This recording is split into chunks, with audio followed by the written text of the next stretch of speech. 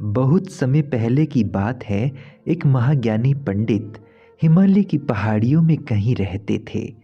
लोगों के बीच रहकर वह थक चुके थे। अब ईश्वर भक्ति करते हुए एक सादा जीवन व्यतीत करना चाहते थे। लेकिन उनकी प्रसिद्धि इतनी थी कि लोग दुर्गम पहाड़ियों, संकरे रास्तों, नदी, झरनों को पार करके भी उनसे मिलना चाहते थे। उनका मानना था कि यह विद्वान उनकी हर समस्या का समाधान कर सकते हैं। इस बार भी कुछ लोग ढूंढते हुए उनकी कुटिया तक आ पहुंचे। पंडित जी ने उन्हें इंतजार करने के लिए कहा। 3 दिन बीत गए। अब और भी कई लोग वहां पहुंच गए। जब लोगों के लिए जगह कम पड़ने लगी, तब पंडित जी बोले, आज मैं आप सभी के प्रश्नों का उत्तर दूंगा, पर आपको वचन देना होगा कि यहाँ से जाने के बाद आप किसी और से इस स्थान के बारे में नहीं बताएंगे, ताकि आज के बाद मैं एकांत में रहकर अपनी साधना कर सकूं। चलिए, अपनी अपनी समस्याएं बताइए। यह सुनते ही किसी ने अपनी परेशानी बतानी शुरू की, लेकिन वह अभी कुछ शब्द बोल पाया था कि बीच में किसी ने टोका और अपनी बात कहनी शुरू कर दी।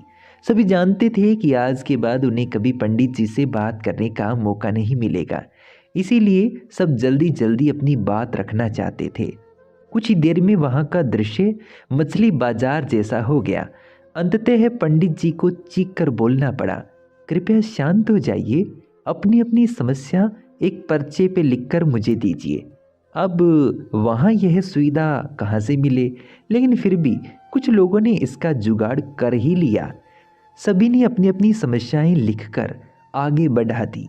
पंडित जी ने सारे पर्चे लिए, उन्हें एक टोकरी में डालकर मिला दिया और बोले, इस टोकरी को एक दूसरे को पास कीजिए, यानी एक दूसरे को देते जाइए।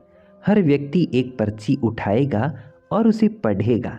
उसके बाद उसे निर्णय लेना होगा कि क्या वो अपनी समस्याओं को इस समस्या से बदलना चाहता है। हर व्यक्ति एक पर्चा उठाता, उसे पढ़ता और सहम सा जाता। एक एक करके सभी ने पर्चियां देख ली, पर कोई भी अपनी समस्या के बदले किसी और की समस्या को लेने के लिए तैयार नहीं हुआ। सबका यही सोचना था कि उनकी अपनी समस्या चाहे कितनी ही बड़ी क्यों न हो, बाकी लोगों की समस्या जितनी गंभीर भी नहीं है। 2 घंटे बाद सभी अपनी अपनी पर्ची हाथ में लिए लौटने लगे। वे खुश थे। उनकी समस्या उतनी बड़ी भी नहीं है जितना कि वो सोचते थे। दोस्तों, ऐसा कौन होगा जिसकी जिंदगी में एक भी समस्या न हो? हम सभी के जीवन में समस्याएं हैं। हमें लगता है कि सबसे बड़ी समस्या हमारी ही है, पर यकीन जानिए, इस दुनिया में लोगों के पास इतनी बड़ी समस्याएं हैं कि हमारी तो उनके सामने कुछ भी नहीं है। इसीलिए ईश्वर ने जो भी दिया है उसके लिए उसके आभारी रहिए और एक खुशहाल जीवन जीने का प्रयास कीजिए। सदैव प्रसन्न रहिए। जो प्राप्त है वही प्रयुक्त है। जिसका मन मस्त है उसके पास समस्त है। कहानी अच्छी लगी तो इस चैनल को सब्सक्राइब जरूर कीजिएगा। आप हमारे परिवार के सदस्यों को पाकर हम बहुत खुश हैं। नमस्कार।